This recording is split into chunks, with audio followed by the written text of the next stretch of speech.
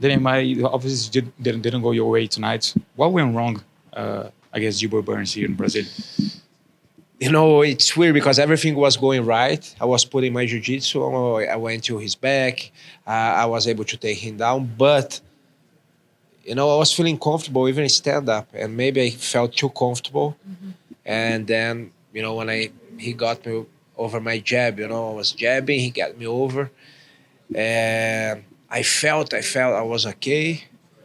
But it's hard to say. I need to see the fight again. But I asked the referee why he stopped it, but was his decision. I think, Burns has his merits because he got me well with the hook.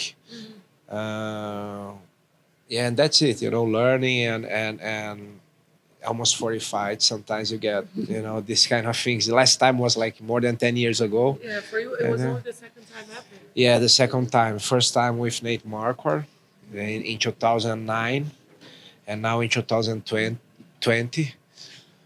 He got me. What can I say? He got me well with a good hook, but it's sad because you see the fight was going your way, you winning the fight, and then suddenly, boom.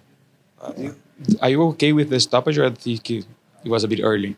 Of course, for me, I thought it was a bit early, and of course, as a competitor, I said, "Why do you stop?" He said, "No, because," and but like I say, it's hard to be in the referee's, skin or in his shoes because it's very hard to have a fast decision. For sure, he wants to preserve me, but for me, I would say let him punch a little more, because I wanna see if I was going to be able to recover. I don't know, if I would be, but I never will know now. Was it weird fighting in an empty arena? Was different, but fight is a fight, and when you focus, and it doesn't matter if there is full of people or half of the crowd or nobody. I think you get with the same concentration inside the octagon. Is there anything, as for instance, we were just talking to Moicano and he said that it felt like he wasn't going to fight that night because he got into the arena and he didn't feel the energy and stuff. Like it was just a little bit strange. Was there anything of with the experience that stood out to you? No, I don't think so. I think it was interesting because it was the first time ever that it happens. And for sure, it's something to remember. Does it make it easier to listen to your corners, for instance, though? Yes, it's easier. But they talk loud. When there's a lot of crowd, I can listen to. Were you surprised that Burns were able to get you off his back? Or you think you made a mistake by maybe trying to go to the mounts and gave him an opening to escape? Yeah. No, I think of course he's very good in jiu-jitsu, so I knew I could lose that position, and he escaped it well.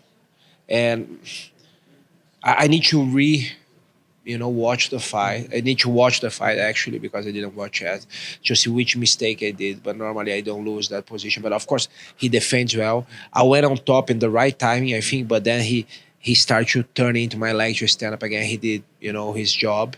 I think if I would get his back again, at one point I would dominate the back.